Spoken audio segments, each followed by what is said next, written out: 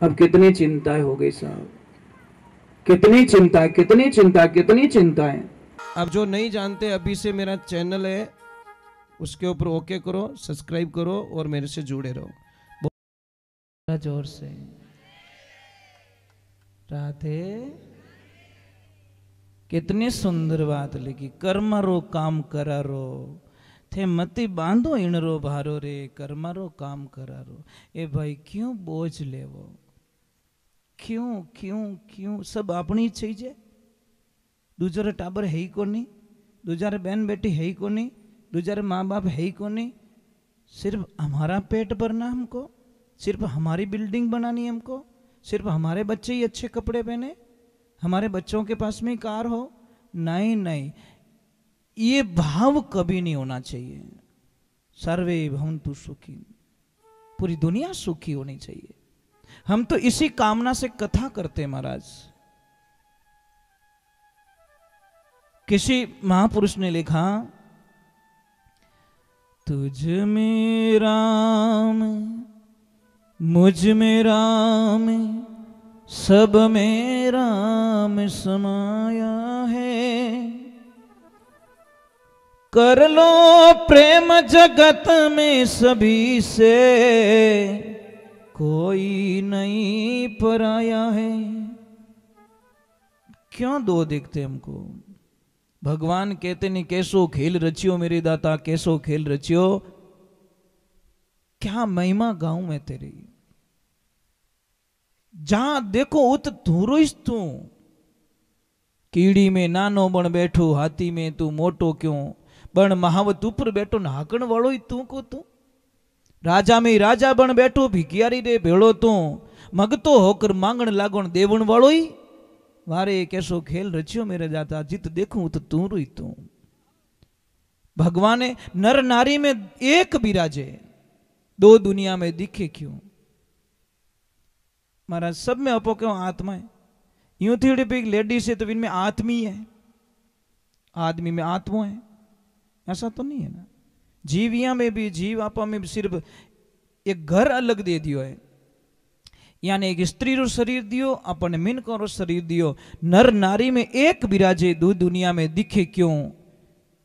टाबर होकर रोवण लागो ने राखण वालों पासो तू रोई तू। टाबर ही तू ही जे, राखण वालों ही तू ही जे, सब कुछ तू ही जे। अपने तेरी लीला को जब कोई जान लेगा तब आनंद कुछ और ही होगा। क्यों जल थल जीव प्रकट कर देखूं, जहां देखूं तो तू रोई तू। कह कबीर सुनो भाई संता, आज मने गुरु मिलिया तू रहीस तू। गुरु ही तू ही है, चेलो ही तू ही है। पद दे दिया भाई। मैंने बोला नहीं, इन आत्मा ने जड़ो संग करावो उन संग जावेला, इन मन ने जड़ो संग करावोला उन मन उन संगत रे मान लागेला। तो बहुत ही पवित्र बात बताई कि भगवान अवतार क्यों लेते हैं। ये तो कर्मों की बात होगी, मतलब सुख और दुख क्यों आता है, इसका ये विवरण खत्म हो रहा है यहां पे।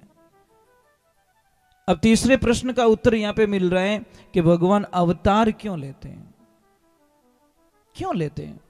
भगवान तो कहते हैं कि राक्षसों को मारने के लिए तो वो तो वहां बैठे बैठे भी मार लेते हैं, उनको अवतार लेने की क्या जरूरत पड़ती है। पर अवतार लेते हैं भक्त वत्सल भगवान, हमारी प्रार्थना पे, भक्तों की डिमांड पे अवतार लेते हैं। ये ध्यान रखना।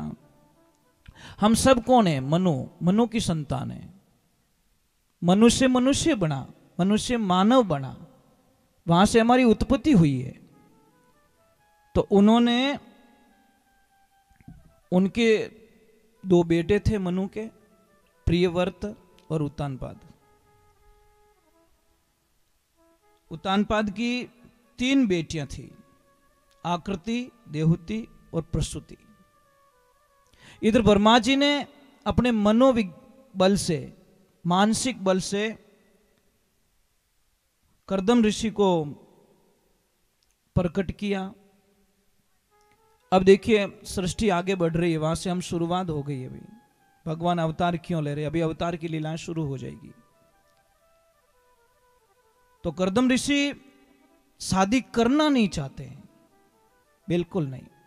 पर लोक लाजकुल ब्रह्मा जी ने थोड़ा दबाव बनाया कि नहीं शादी करनी पड़ेगी, आप शादी नहीं करोगे तो आगे कुछ जो होना है वो होने वाला नहीं है, आप शादी नहीं करने से सृष्टि का नुकसान कितना हो रहा है। तो उन्होंने शादी के लिए भगवान से प्रार्थना की कि प्रभु मैं शादी तो कर लूंगा, परंतु मने मारा लक्ष्मी जी थोड़ा अच्छा मिल जाओ, मतलब मेरी पत्नी मुझे अच्छी मिलनी चाहिए, जो मुझे समझ सके, मेरी तपस्या को समझ सके, मेरे तप को समझ सके, मेरे गुणों को समझ सके। तो भगवान की कृपा हुई और आश्वासन मिला कि 3 दिन में आपको अच्छी न्यूज मिल जाएगी। इधर भगवान मनु उत्तानपाद जी और जाते हैं कर्दम ऋषि के द्वार पे, अपनी बेटी बीच वाली जो बेटी थी देहूती उसको लेके जाते हैं, और जैसे ही जाते हैं तो महाराज जी 3 आसन बिछाते हैं। कर्दम ऋषि कितने आसन बिछाते हैं? 3। और तीनों आसन पे, एक पे तो बैठ गए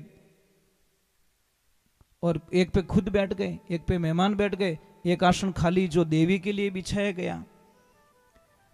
अब उस आसन पे देवी बैठ जाए तो उनका अपमान हो जाए, ना बैठे तो भी अपमान हो, आज्ञा का पालन नहीं हो रहा है। तो एक हाथ जो जिमणो हाथ है तो आसन माते रखियो और आप नीचा विराजगा, पति देवरी आज्ञा रो ही पालन हो गयो और आप रो भी समान हो गयो। ये होती मात्र शक्ति, आपकी मर्यादाएं होती है। पति का अपमान भी नहीं होना है और उनकी आज्ञा का पालन भी हो जाए। तब उन्होंने परीक्षा ली थी, इसलिए मन में थोड़ा विश्वास है कि हमारो साथ निभा सके। जैसे शादी होने लगी, 3 फेरा फिरिया और एकदम याद है वहां पे रुक गए, स्टॉप कर दिया। कर्दम ऋषि बोले नहीं, मैं एक वचन तो भगवान से लेना भूल ही गया कि प्रभु अगर आप मेरे बेटे बन के आओ तो मैं चौथो फेरो फेरो निद्रा में निबड़ो। भाई अगर आप मेरे पुत्र रूप में आओगे तो ही मैं चौथो फेरो फिरूं, नहीं तो अपने 3 में हाल हलिया पले ही रिया की को नहीं, या यहाँ जा सके मैं मारे ठाणे बैठो जटे बैठो ही हूं। तो भगवान ने वचन देना पड़ियो कि नहीं मैं आऊंगा, और मेरी एक शर्त है, उसको भी पूछ लिया देहूती को कि देख देवी अभी आपके पास में भी मौका है। कौन सा मौका?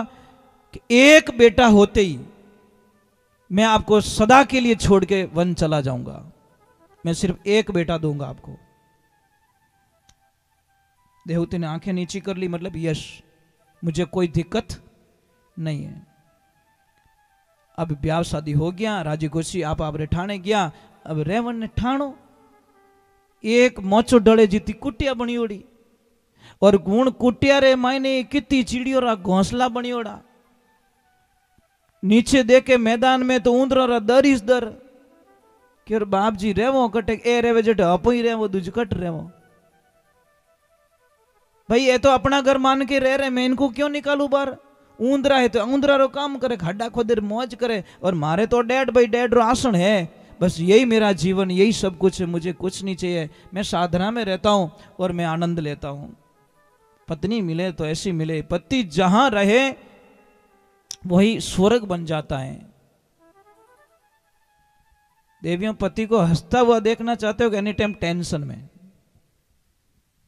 आप डिसीजन लो। अगर हंसता हुआ देखना चाहते हो तो पति से कोई चीज की डिमांड मत करो, बिल्कुल नहीं। पति को बोलो जो आपने दिया है, मेरे पास अरबों की संपत्ति है, आपका चेहरा हंसता हुआ मिल रहा है, मेरे पास अरबों की संपत्ति है। कोई बोले तेरे पास क्या है? अरे पगली मेरे पास हंसता हुआ पति है। ओ 1.5 फुट मुंडो लटका को नहीं मार करने। मेरे पास गहना नहीं है, धन नहीं है, दौलत नहीं है, गाड़ी नहीं है, बंगला नहीं है, कुछ भी नहीं है, पर मेरे पतिदेव जब मुस्कुराते हुए मुझे दिखते हैं तो मैं सोचती हूँ कि पूरी दुनिया की दौलत मेरे पास में है, क्योंकि मेरे पति निराश नहीं है, मेरे से दुखी नहीं है। बस यही तो दौलत चाहिए। पण देवी ये तो मन दपावणो।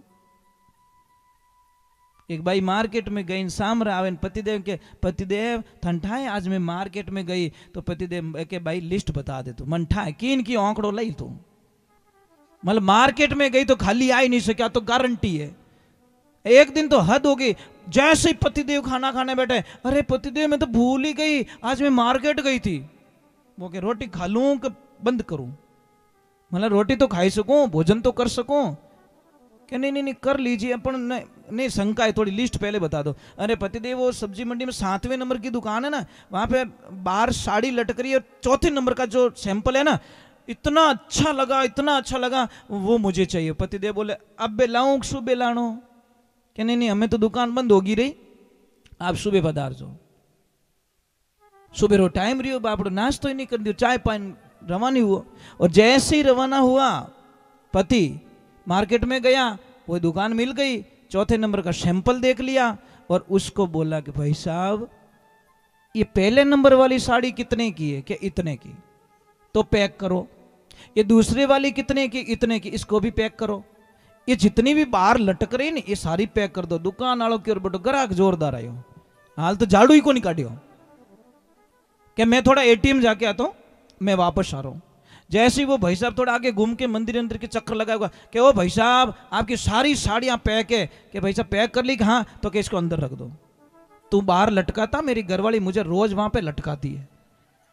तेरा यहाँ पे लटकाना, वो मुझे लटकाती है। तू यहाँ पे ये देख के जाती, मेरे खाना हराम हो जा। तू बाहर मत काटिया कर साड़ियां ने, पैक कर दे इसको। हमारा विनाश कैसे होगा पता है? भौतिकता में, मतलब दिखने वाली चीजों में आदमी का विनाश हो जाएगा। ओ चीजें, ओ चीजें, ओ चीजें। हम डिजाइन के अंदर मर रहे हैं, हम कलर में मर रहे हैं, हमारी फैशन में मर रहे हैं। 2 चीज अगर आदमी छोड़ दे, आदमी व्यसन और बहने फैशन, जीवन का कल्याण हो जाएगा। 2 चीज सिर्फ। आदमी व्यसन छोड़ दे, माता बहने फैशन छोड़ दे। पर क्या करे, कौन समझावे थाने? कोई भूखो आदमी बैठो रहे नहीं तो बिने 100-200 री हेल्प नहीं कर सको, और ब्यूटी पार्लर में 1500 रू बिल बनी दे ना जाओ। ए राम राम राम राम, क्यों इन्हें ओरिजिनलिटी ने खत्म करो थे? क्यों करो? जो भगवान ने दिया हमारे को शरीर, उसको एक्सेप्ट नहीं कर रहे हो आप लोग। ये घोड़ो जो को ऊंटड़ा देख नाराज हो गयो, बैठो के ऊंचो दी के मारो, इन्हें गर्दनी लंबी, मैं नहीं खाऊं जो वो खा जावे। गयो भगवान कने कि प्रभु ना इंसाफी मत करो। कि क्या? कि ऊंट ने पक दिया जको मनी दो। मैं कमजोर नहीं हो सकता, मैं दौड़ू घणो ही बिनु तेज, पर बेटो वो माल माल बो खा जावे। भगवान के मत कर, एलाइनमेंट थारो बिगड़ जाई। कि नहीं नहीं नहीं आप मुझे दो। भगवान के तथास्तु ओ बनाई दियो। अबे हाली जी को नहीं, हाली जी को नहीं, इटो इतो हाले ने इटो पड़े, इतो हाले ने इटो पड़े। ओ पाछ गयो भगवान अपना हेजोड़ छोको, मारे एड़ा टायर नहीं कसावना। अबे गाड़ी तो बोले रो ट्रक रो टायर कस दे, जो वो फड़फड़ी करी। भगवान ने हमको बनाया तो सोच समझ के बनाया। तो ईश्वर ने क्या कहा कि भगवान अवतार क्यों लेते हैं? भक्तों की डिमांड पे। कपिल मुनि जी तो उत्तानपाद की बच्ची का शादी होती, करदम ऋषि अब देखिए ध्यान में बैठते हैं। बोले देवी मैं थोड़ा ध्यान कर देता हूं, आप थोड़ी आश्रम की साफ सफाई कर लो। ऐसे ध्यान में बैठे साहब, शास्त्र में कहते हैं ऐसे ध्यान में बैठे 40 वर्ष तक उठे नहीं। कितना? 40 साल की समाधि लाग गई। 4 मिनट के लिए बैठे थे, समाधि लग गई 40 वर्ष की। पर धन्य देवी को। तो 40 वर्ष बाद में जब समाधि टूटती है, सामने देवी को देखते हैं तो पूछते मां मैया कौन हो माते आप? अरे पतिदेव मैं आपकी पत्नी हूं। करदम ऋषि बोल रहे मारो ब्याह रियो कहीं? कि ब्याह रियो 10 मिनट बाद में आप साधना में बैठ गया था, आपको पता नहीं है क्या? नहीं मैं तो शायद बैकग्राउंड को भूल चुका हूं। कि पतिदेव मैं आपकी पत्नी हूं। सच में वो तो करदम ऋषि की परीक्षा थी, पर पत्नी ने मन, वचन और कर्म तीनों रूप में पति को भगवान मान लिया। फिर बोला कि चलो उस वहां पे स्नान कर दो।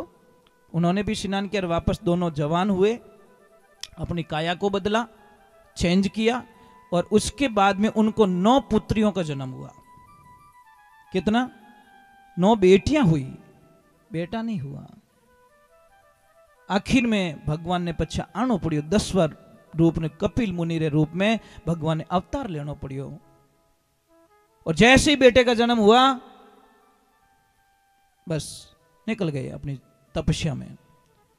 तो वहां से वंश चलता चलता चलता गया। बहुत सारी कथाएं आती हैं, ध्रुव जी की आती है, राम जी की आती है, बहुत सारा विवरण आता है भागवत जी में। तो आते आते आते बहुत सारे आगे, एक ध्यान रखना कि कपिल मुनि जी ने जहां पे तपस्या की, आप कभी गए गंगा सागर, जहां पे राजा सगर के पुत्रों को श्राप मिल गया था। राजा सगर कौन थे? उनके 60,000 बेटे थे। कितने? एक नहीं। उनका काम क्या था? डेली एक कुआं खोदो और नए कुएं का पिताजी को पानी पिलाओ। मतलब उनका काम था। पिताजी मतलब कल का पानी नहीं पीते थे, नए कुएं का पानी पीते थे। तो उन्होंने कुछ मतलब कपिल मुनि के साथ में कुछ गड़बड़ कर दी, तो उन्होंने श्राप दे दिया और सारों को मतलब वहां पे भस्म कर दिया। उनके मोक्ष के लिए भागीरथ जी ने उनके ही कुल में वापस तपस्या की माँ गंगा की, और गंगा को खुश किया। माँ गंगा ने बोला मेरा वेग कोई नहीं रोक सकता, इसलिए भगवान शिव को प्रसन्न करना पड़ेगा। भागीरथ जी ने 12 वर्ष एक पैर पे खड़े होकर भगवान शिव को प्रसन्न किया। शिव जी ने बोला कि आने दो गंगा को। गंगा हंसने लगी कि ओ बाबो कहीं रोकी मने, मतलब ओ बाबो कहीं रोकी कि तू आजा तो खरा। तो पूरी जटा में ही उसको संभाली। तो इसीलिए कहते हैं फिर उससे आगे आगे चलते चलते चलते बहुत सारे ध्रुव जी महाराज का कथन आता है, बहुत सारे महापुरुषों का कथन आते आते कहते हैं कि सूरसेन जी महाराज मथुरा के राजा, और उनके पुत्र हुए अग्रसेन जी महाराज। अग्रसेन जी महाराज के जब उनकी पत्नी गर्भवती हुई तो कहते हैं कि धूमिल नाम का राक्षस कोई जा रहा था, तो गर्भवती होते ही उसकी छाया उसके ऊपर पड़ गई, गर्भ के ऊपर खाली छाया पड़ गई थी, गर्भवती थी वो। तो जब जन्म हुआ तो किसका जन्म हुआ? कंस का जन्म हुआ। इसीलिए तो कहते हैं कि ऐसो ऐसो कहीं करियो, मतलब भक्ति भाव से उपजे नहीं भक्ति रे वंश, हिरणाकुश घर पहलाद जन्मियो उग्रसेन के घर कंस। उग्रसेन जी तो ऋषि मुनि थे महाराज, पर उनके घर में वो राक्षस जन्मने का मीनिंग क्या हुआ? क्यों जन्म गया ऐसे ऋषि?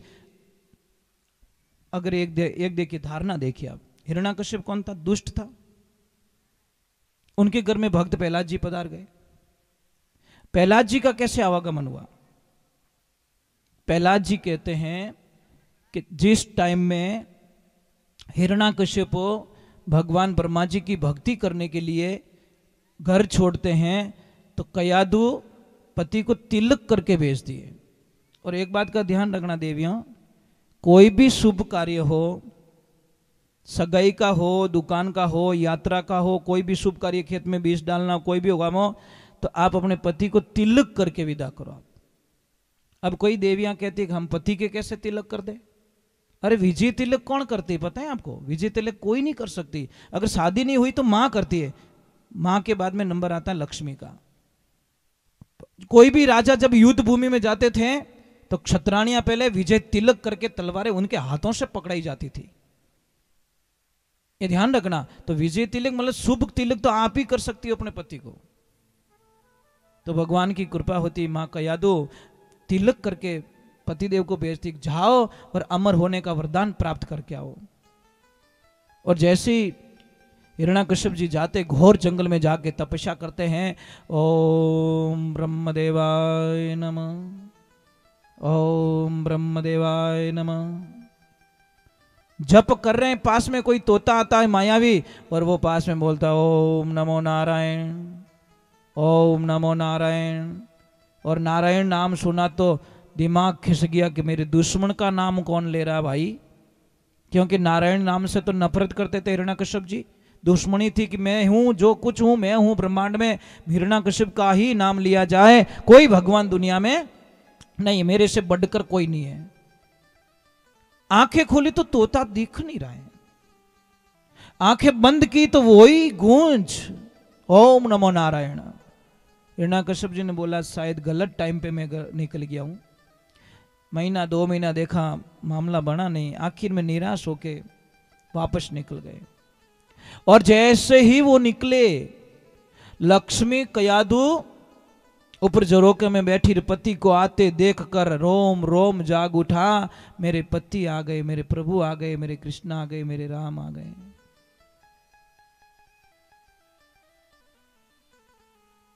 आप खुश होते हो? पतिदेव आवे तन खुशी रेवे કે ફોનમાંથી જ પૂછો કે લેતા આવીજો સબ્જી માર્કેટમાં આંબા લેતા આવીજો। એમાં આપણું ઘરે નહીં પહોંચ્યું હાલ तो। देवियों इतना भाव होना चाहिए कि पति आ गए, पति आ गए, पति आ गए। इतनी खुशी, शैलियों को बोला जल्दी करो, थाल सजाओ, गीत गाओ, मेरे पति आ गए, परमेश्वर आ गए। और जैसे हिरण्यकश्यप जी गेट पे आते, ध्यान से सुना, इस कथा में बड़ी ताकत है। जैसे ही गेट पे, माता बहनों विशेष कर आपके लिए, जैसे ही गेट पे आए, थोड़ी आवाज बढ़ो उसकी, गेट पे आए और कयादू ने पहले उनको प्रणाम किया और प्रणाम करके उनकी आरती ली, जो भी लिया, और प्रेम से पूछा क्या ब्रह्मा जी मिल गए? हिरण्यकश्यप ने मना कर दिया कि नहीं नहीं देवी, नहीं मिले। तो पतिदेव आप तो संकल्प के पक्के हो, आपका संकल्प तो इतना है कि किसी का भी ध्यान डिगा सकता है, और आप इतने कच्चे कैसे निकल के? देवी मैं कच्चा नहीं हूं, परंतु मेरी मजबूरी हो गई कि मैं जैसे ही ओम ब्रह्मदेवाय का जप करता, कोई न कोई मायावी तोता था, वो पास में आके जोर से बोलता ओम नमो नारायण, ओम नमो नारायण। हे देवी ये मैं नाम सुन नहीं सकता। और ये नाम जैसे ही कयादू ने अपने पति के मुखारविंद से सुना, वो मंत्र मुग्ध हो गई, आनंद में चली गई। वारे मेरे प्रभु, वाह मेरे इष्ट, आपका नाम मेरे पति ने भूल में लिया, परंतु लिया जरूर इस जबान से, मेरा जीवन धन्य हो गया। ये लेना नहीं चाहता, सुनना भी पसंद नहीं करता, पर आज इसने भूल में लिया है, लेना नहीं चाहता है। पत्नी बड़ी चतुर थी महाराज, बड़ी चतुर। किनकनु पया या निकलवाना रहनी तो वनोरी वडई करनी। अरे हेठ जी बड़ा दयालु है, ये तो बहुत करोड़पति है, अच्छो अच्छो ने बारे काट दिया, यूं कर विने इतु चढ़ावणो ले रे धार कीते चाहिए वट जान विने जिनकनु पयाला विनेज के अरे वो तो दिवाली की नहीं दे सके, वो के लट सही जे कहीं भाग यहां से, तू पैसे लेने के लिए आया कि मेरी निंदिया करने के लिए आया? तो अभी कयादू ने बोला मौका है, लॉक खुल गया है, और अब मैं राज नहीं करूंगी तो मेरी बड़ी गलती। फिर पानी पिलाया, गुड़ दिया और बोला पतिदेव बताओ ना वो तोता क्या बोल रहा था? अरे मैंने बोला लक्ष्मी ओम नमो नारायण, ओम नमो नारायण, ओ ऐसे बोल रहा था क्या? मैं तो भूल ही जाती हूं। अब उसने बोला आज तो बड़ा मौका है कयादू, तेरी लॉटरी लग गई। अंदर गई, मन पसंद प्रसाद बनाया, मन पति को क्या पसंद है बनाई, थाल परुसा, सामने बैठी बाजोट के सामने पानी लेके बैठी और जीमने लगे और पूछ लिया पतिदेव बताओ ना उस तोते ने क्या बोला? अरे मैंने बोला ओम नमो नारायण, ओम नमो नारायण। ओ ऐसे बोला क्या? वो तोता भी है ना, निंदिया किसकी कर रही है? पर बोलवा रही अपने पति से। संध्या काल हुई, पति पत्नी का मिलन होता है और पूछ लेती पतिदेव बताओ ना वो तोता क्या बोल रहा था? अरे कयादू मैंने बोला ना ओम नमो नारायण, ओम नमो नारायण। और उसी वक्त में उस अज्ञानता के कारण भूलवश एक माला पूरी हो गई। किसकी? हिरण्यकश्यप की। 108 नाम पूरे करवा दिए और उसी वक्त में गर्भवती हो जाती हैं और हरि नारायण का अंश अपने गर्भ में बुला देती हैं और भक्त प्रहलाद को जन्म दे देती। महाराज क्या नहीं कर सकती देवियों, आप क्या नहीं कर सकती? ऐसी मां जिन्होंने महाराणा प्रताप को जन्म दिया, ऐसी मां जो शिवाजी को जन्म दिया, ऐसे ऐसे वीर योद्धाओं को जन्म दिया, क्या नहीं कर सकती देवियां? वो भी देवी थी, आप भी देवी। पन्ना धाय ने अपने बेटे को कटवा दिया, उदय सिंह जी को बचा लिया।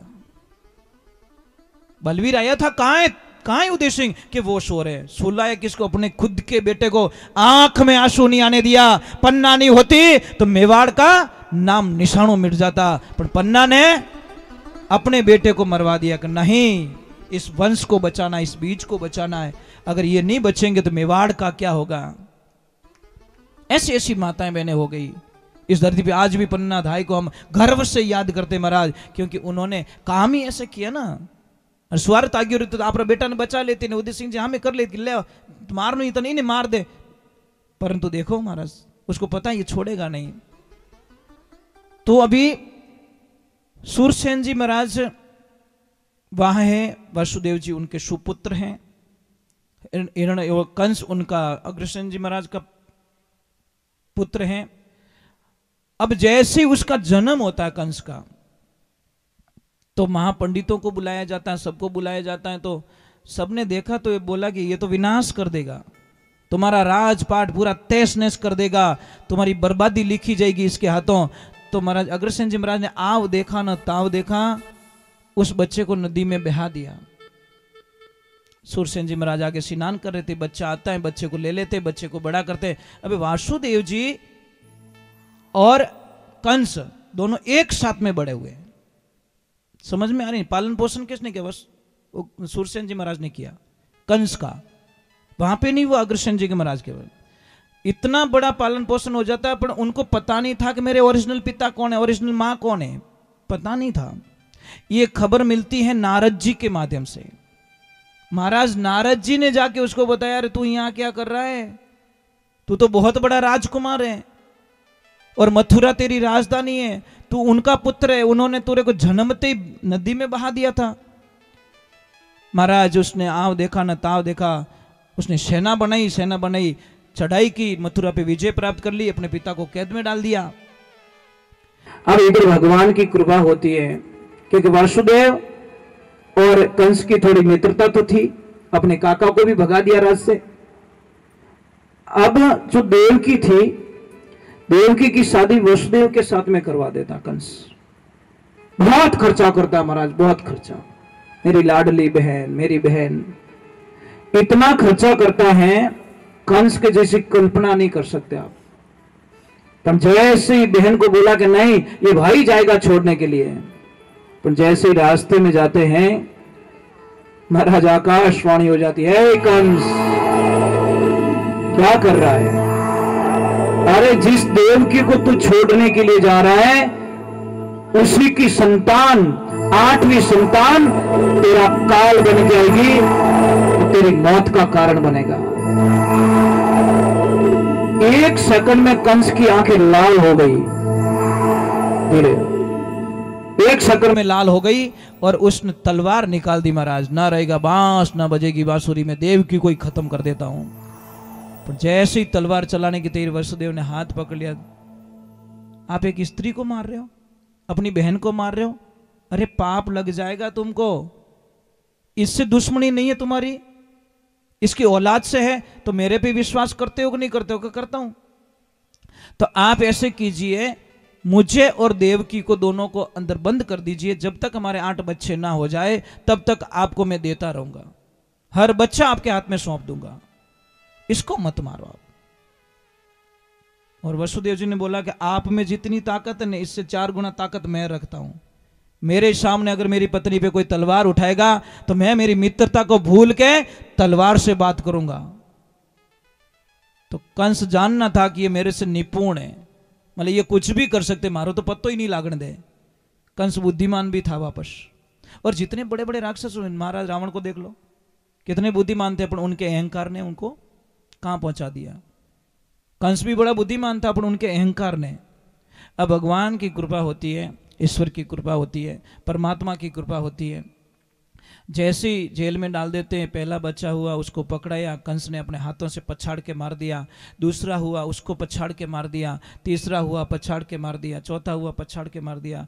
छठा हुआ पछाड़ के मार दिया। 7वां गर्भ जब देवकी को रहा तो माया ने भगवान से बोला कि अब क्या करूं। वो माया आई थी, तो माया ने बोला कि एक काम कर, तू नंद बाबा के वहां पे तू है, यशोदा के घर में, तू यहां पे आ जा, तू वहां चली जा। गर्भ को वहां स्थापित कर दिया।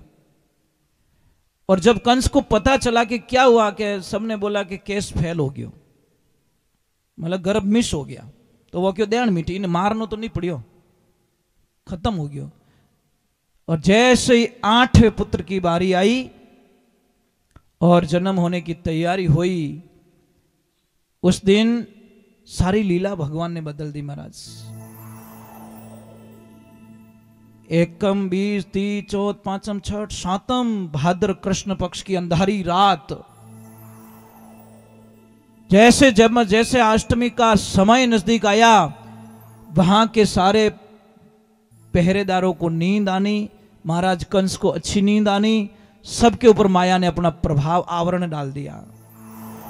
और ऐसा आवरण डाल दिया सिर्फ देवकी और महाराज वासुदेव जी महाराज जग रहे हैं। भगवान त्रिलोकीनाथ रात को ठीक 12 बजे रोहिणी नक्षत्र में भगवान का अवतरण हुआ। बोले कृष्ण कन्हैया लाल की, बोले द्वारकाधीश की। और जैसे ही भगवान आते हैं तो भगवान को बोला, प्रभु आपने तो बोला बाल रूप में आऊंगा और इन रूप में मैंने आ पाएगा, और तो गड़बड़ हो जाई। जने भगवान आपरी कला समेटी और छोटो स्वरूप लियो कि वसुदेव जी अब देरी ना करो, क्योंकि समय है थोड़ा कम रहा है, आप मुझे यहां से फटाफट पहुंचाओ। कहां पे? गोकुल में पहुंचाओ मुझे, नंद बाबा के घर पे। और नंद बाबा के घर पे वहां पे मुझे सुला देना, वहां पे भी यही लीला रचूंगा, सबको नींद आ जाएगी, किसी को पता नहीं चलेगा। आप वहां पे सुला के, वहां पे मेरी बहन आ रही है उसको आप यहां पे ले आना, दूसरी लीला रच देंगे। और जैसे ही महाराज भगवान की कृपा हुई, यमुना जी में जाते हैं। कल कल बहुत अंधेरी रात, अंधेरी छाई, बिरखा गहरी गहरी आई, भयंकर अंधेरा, बिजलियां कड़कड़ाहट कर रही है। और जैसे ही गए, अब नदी रास्ता नहीं दे रही है, क्योंकि नदी यमुना जी चाहती थी कि मेरे प्रभु के श्री चरण मेरे में लग जाए। और जैसे ही भगवान ने पैर निकाला और यमुना जी को टच किया, माँ ने रास्ता दे दिया और वो धन्य हो गई कि मैं आज धन्य हो गई, सृष्टि के विधाता ने मेरे अंदर चरण कमल रख दिए। जैसे वहां पे रखे भगवान को, वहां से उस बच्ची को उठा के लाते हैं और सारा लीला शुरू हो जाती है। अब उसको पता चलता है कि लड़का नहीं हुआ, लड़की हुई है। और जैसे ही कंस के हाथों में जाती है वो लड़की, जैसे ही मारने लगता है तो वो एकदम हाथ में छुड़ाकर आसमान में जाकर जोर से हंसने लगती है और बोलती है, मूर्ख तू मुझे क्या मारेगा, तेरे को मारने वाला तो गोकुल में बड़ा हो रहा है, अवतरण हो चुका है उसका। तो अब चिंता तो मैं कल ही थान बतायो कि जन्म कुंडली बनाओ, जो आ प्रॉब्लम है। कंस ने आकाशवाणी रोई, जन्म कुंडली बनाई, विने टेंशन उन दिनों घुस गई जो को न तो नींद आवे न खाणो पावे। मने मार दी, मने देवकी रो बेटो मार दी, मने देवकी रो बेटो मार दी। अब कैसी जन्म कुंडली आकाशवाणी नहीं होती तो वो तो मतलब हागे दिन मार दे, विनी कोई टेंशन नहीं है। पर एक काम कर, जो आदमी शुगर से मरता नहीं है, पर शुगर नाम से मर जाता है। आदमी ने बीमारियों को लड़ना चाहिए, हिम्मत, एक्टिविटी चाहिए, मानसिक स्थिति मजबूत चाहिए। आप क्या सोचते शुगर से मर जाते, मीठा खाने से मर जाते हैं? अरे नहीं, आपके दिमाग में, माइंड में साइकोलॉजी चली गई, इसलिए साइकोलॉजी से आप मर जाते हो। हाँ ठीक है, बीमारी से लड़ना चाहिए। किसी को कितनी भी भयंकर शुगर है, मैं गारंटी लेता हूं साहब आपकी शुगर खत्म हो जाएगी। पर दवाई हम बोले जैसे लड़, खूब मीठा खाना है आपको, ये राम बस तो मरोगे पक्के। मतलब ये तो प्रॉब्लम है, मतलब वो शब्द निकालना आपको, मर गया तो मरो बस, दवाई लो, इंसुलिन लो और माइंड में निकालो मत एनी टाइम मने शुगर है, मने शुगर है। अरे इन बारे तो निकल, पण बारे निकले तो मोने कोई कह कटे भूत रेवे तो साहब मुझे बड़ा आनंद आता है। चलो यार आज भूतनाथ के साथ में बैठ के खाना खाते हैं। जहां बोलोगे नहीं यहाँ पे भूत रहते, वहीं पे बैठ के मैं आराम से रात रुक लूंगा, वहां पे प्रसाद बना के खा लूंगा, क्योंकि ये हमारे दिमाग में नहीं है। भूत किने कहवे इतु बता दो मैंने आप, भूत किसे कहते हैं? शास्त्रों में भूत का वर्णन किया पता है? अपना शरीर ने भूत की ओर है, मतलब पंच तत्व, पंच भूतों से बना हुआ है शरीर, ये हम सारे भूत है। पर भूत ने कोई बदनाम कर दियो, ये 5 तत्वों से बना हुआ पुतला, पंचभूतों से बना हुआ पुतला, ये तो भूत है।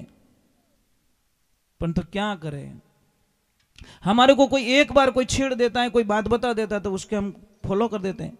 भाई यही हुआ कंस के साथ में, नींद न भात न चिड़चिड़ापन, एनी टाइम झगड़ो। अब जैसे ही वो बच्ची गई आसमान में और जोर से बोली, मूर्ख तेरे को मारने वाला तो गोकुल पहुंच चुका है। अब कितनी चिंताएं हो गई साहब। कितनी चिंता है, कितनी चिंता है, कितनी चिंता है। आपको पता है जिन्नी जमीन री कूड़क नोटिस आ जावे ने उन किसान री रोटियां छूट जावे। कहीं तक कूड़क तो कट कद रेवेला पण नोटिस आयोड़ो पड़ियो घरे और मैं लिखियोड़ो कि अगर आपने टाइम पे पैसा नहीं भरा तो हम कानूनी कार्रवाई के साथ में आपकी जमीन को कुड़क कर देंगे, नीलामी कर देंगे। वो बापड़ो किसान इं ही मर जाई। तो महाराज कंस ने बहुत ही आपातकालीन बैठक बुलाई। अब भगवान की लीला देखिए, इधर भगवान का जन्म हो जाता है और नंद बाबा के गांव यशोदा मैया की उम्र कितनी 80 वर्ष और नंद बाबा की उम्र है 75 साल। घर में कोई बच्चे नहीं है। कहते हैं उस टाइम में नंद बाबा के पास में बहुत सारी गायें थी। 9 लाख गायों का वर्णन है भागवत में। 9 लाख गायों का वर्णन है, मतलब 9 लाख गायें थी उस वक्त में नंद बाबा के पास में। तो भगवान की कृपा हुई, ईश्वर की कृपा हुई। अब नंद बाबा तो बस एक ही ध्यान में बैठे, कब खुशखबरी मिले, कब मिले खुशखबरी, कब मिले। पर वो टाइम देखो, सुनंदा और नंदा दोनों उनकी बहनें थी, वो घर पे आई हुई थी। क्योंकि एक ध्यान रखजो, कोई भी ननद भाई सारी एक आदत हुए कि हमें भाभी सारे कोई न कोई खुशखबरी आवेला अपन की फायदो से, तो वो पहले ही पहुंच गई सेवा करने के लिए। हम सेवा करेंगे भाभी सा की, अच्छे हमको कुछ न कुछ मिलेगा। तो अभी देखिए सुबह का, रात का टाइम, उन सबको नींद आ गई। सुबह का टाइम देखा तो सुनंदा उठी और बोला कि सुबह का टाइम हो गया, भाभी साहब भी उठे नहीं, सुबह जल्दी उठ जाते, काम कर लेते, सबको आवाज देते, आज क्या हो गया। और जैसे गई वो देखा तो भाभी साहब तो आराम से सो रहे, यशोदा मैया सो रही आराम से। और जैसे ही सो रही तो उसने देखा कि कुछ गड़बड़ तो नहीं है, कहीं ऐसा ना हो जाए कि लाली निकल जाए। कुछ दिख तो रहा है पास में, पर कहीं ऐसा ना हो जाए कि हम जो सोच रहे हैं वो ना हो और लड़की हो गई तो पूरा प्लान हमारा चौपट हो जाएगा। पर जैसे ही देखा कृष्णा की सूरत देखते ही वो तो मग्न हो गई, भूल गई, पागलों जैसा व्यवहार करने लगी। अब चिल्लाई एक बार तो फिर स्टॉप कर दिया, नहीं कहीं किसी को पता चल जाएगा, पूरा मामला गड़बड़ हो जाएगा। सबसे पहले खबर तो भैया के पास में पहुंचनी चाहिए। वो इतनी फास्ट गई और नंद बाबा तो माला फेर रहे हैं, कब होगो। और जोर से जाके बोली, भैया अरे बोल तो सही, अरे भैया बोल तो, अरे आगे तो बोल दे। पर बोले तो, अरे भैया जो हमने सोचा आपके लालो भयो, ये ब्रज भाषा की भाषा ही ऐसी है, आपके घर लाला भैया के क्या बोल रही है। अभी देखो नंद बाबा भी पता नहीं उनको क्या हो गया, वो सच है क्या, हाँ सच है। तो महाराज इतने खुश हुए, गुरुजी के पास में गए, गुरुजी को लेके आए। इधर पूरे आ गया, खबर फैल जाती भगवान के जन्मदिन की। तो आपको पता है कि भगवान का जन्म हो रहा है, कौन खुश नहीं होगा। अपने गांव रे मायने किन्ने अटे बच्चों रेवे तो खुशियां वे, तो वो तो जगत के पिता परमेश्वर परमात्मा का आवरण हुआ है। अब देखिए भगवान की लीला देखिए, जैसे ही महाराज जाते हैं, ब्राह्मणों को लेके जाते, पंडितों को लेके जाते और नामकरण का कुछ संस्कार रखते, तो आयोजन तो रखना पड़ेगा ना, खर्चो तो करना ही पड़ी। भाई इतना मोटा घराना माने भगवान पधारिया, खर्चो तो करना ही पड़े। अब खर्चा कर रहे हैं, आपको एक बात बोल दूं, सारी देवियां तैयार हो रही है, बोलो जिनने हालनी हरदानी है वो भी श्रृंगार कर रही है। कोई काजल काटे, कोई डुप्लीकेट चोटो लटकावे, कोई कहीं कर रही, कोई मतलब बस तैयार होना, बस भगवान भावड़ी होगी सब, शुद्ध बुद्ध खोना इसी को तो कहते हैं। अब तैयार होगी, आनंद आ रहा है, क्या कोई क्या कर रही है, कोई क्या कर रही है, कोई नाच रही है, कोई गा रही है। फंक्शन तो चालू हो गया। अब 7 दिन का फंक्शन, बोले 6 महीने चला था फंक्शन, तो विवरण 7 दिन का ही आ रहा है। तो एक कोई बूढ़ी मैया 80-95 साल की, राम राम राम राम, क्या श्रृंगार किया डोकरी माँ ने, ऐसा लग रहा है शादी इन्हीं की होने वाली। एकदम बढ़िया श्रृंगार करके, मुंडा में दांत तो है ही को नहीं, और वहां पे तो फंक्शन चल रहा है, कोई क्या फेंक रहा है, कोई मिश्री फेंक रहा है, कोई माखन फेंक रहा है। अब देखना, जैसे ही मैया आ जाती है, मैया को पता नहीं क्या हुआ है। और ब्रज की एक भाषा है, आप तो क्या कहीं रियो, और वो माता जी जाके जोर से बोली का भयो, और का भयो तो मुंडू फाट गो, और मुंडो फाट्यो। एक कोई गोपी कोई मस्करी वाली और माखन रो डलो लियो फेंक्यो जोर माता जी मुंडा माए। माता जी के ओ मामलो ठीक है, दांत तो है को नहीं, पण आपने खुराक मिल गई। खाया पछे पूछ्यो रे कहीं हुओ के धने ठा कोनी हुओ जो कोटे कहीं तापर दिंगी उड्डे। महाराज इतनी खुशी, इतनी खुशी, इतनी खुशी भगवान के पधारने की। अब सब अपनी अपनी आनंद ले रहे, सब खुशियां बांट रहे हैं। महाराज अब किनो मन नहीं रेवे, सारे देवी देवता स्वर्ग लोक से। उन्होंने बोला भगवान को विराट रूप में हमने देखा, मूर्ति रूप में हमने देखा, वो रूप में हमने देखा, पर बाल रूप में, बालक के रूप में हमने भगवान के कभी दर्शन नहीं किए, छोटे से रूप में हमने भगवान को कभी देखा नहीं है। तो महाराज सारे देवी देवता आते, फूल बरसाते, पर भोलानाथ रुक सके? ये तो संभव नहीं है साहब। डोकरा की और माला माला भेड़नी कैंसल। विने छोटका रूप ने तो देखो मारो भगवान लागे केड़ो, मारो इष्ट लागे केड़ो है। आनो ही है महाराज।